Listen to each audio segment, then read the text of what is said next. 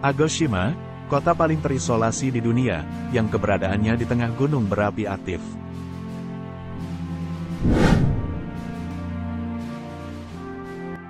Sama halnya dengan Indonesia, Jepang adalah negara kepulauan.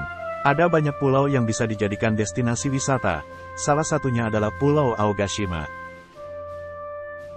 Agoshima adalah sebuah pulau vulkanik yang terletak di wilayah selatan negara Jepang. Pulau yang berpenghuni paling selatan dan paling terisolasi yang secara politik dan administratif merupakan bagian dari Jepang, tetapi secara geografis bukan bagian dari Kepulauan Jepang.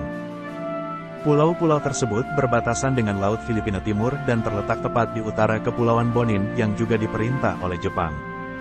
Pulau ini berjarak sekitar 358 km selatan Tokyo yang merupakan ibu kota Jepang. Tentu sangat menarik perhatian dunia, sebab di atas gunung berapi aktif yang membentuk sebuah pulau besar ini terdapat kehidupan dan pemukiman manusia. Mereka telah hidup selama bertahun-tahun di atas. Pulau ini terlihat kaldera yang merupakan lubang super besar terbentuk setelah letusan vulkanik. Karena telah lama meletus, kini kawah bagian dalamnya telah disamarkan oleh tanaman hijau yang subur. Kota kecil yang sepi ini benar-benar berlawanan dengan hiruk-pikuk kehidupan kota.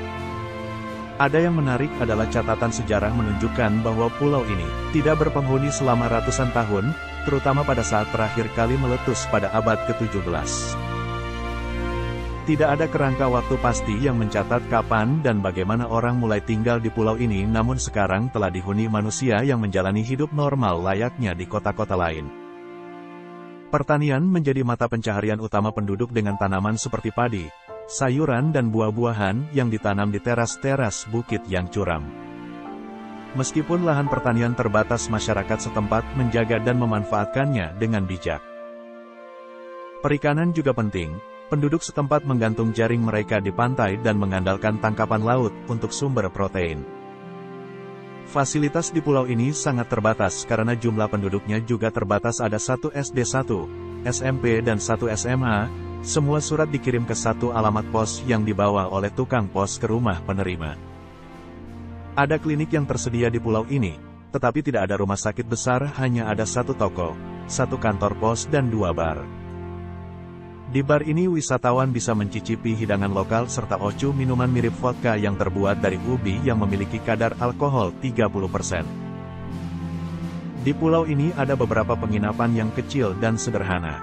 Selain itu, wisatawan bisa bersantai di sauna. Ada beberapa kemungkinan alasan mengapa populasi di Aogashima tidak terlalu tinggi. Aksesibilitas adalah salah satunya, cukup sulit untuk masuk dan keluar.